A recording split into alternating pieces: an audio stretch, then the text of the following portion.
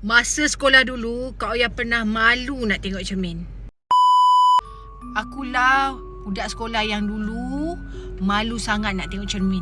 Bukan sebab tak ada cermin, tapi aku rasa aku tak cantik, aku tak cukup, aku tak layak.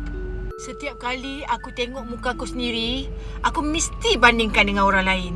Diorang kulit cantik, senyuman manis, semua orang suka.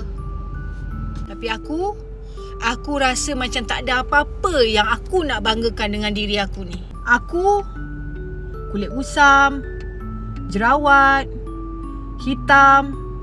Siapa nak kawan dengan aku?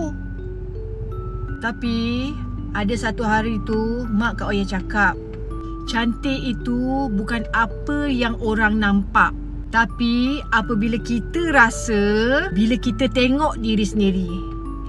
Mak Kak Oya pesan lagi, biar tak cantik rupa, biar kulit hitam, asalkan kita jaga adab, kita berbudi, jangan kurang hajar dengan orang. Itu lagi penting.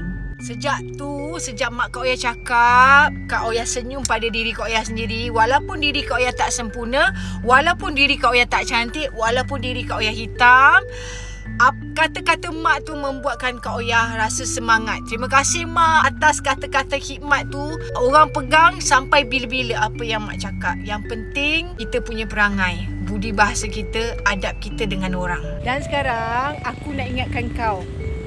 Kau cantik. Kau cantik dengan cara kau sendiri.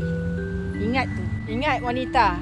Story yang Kak Oya share ni khas untuk wanita semua yang rasa down dengan diri dia. Ingat wanita, kerana kebahagiaan adalah hak anda. Kak Oya share because Kak Oya care.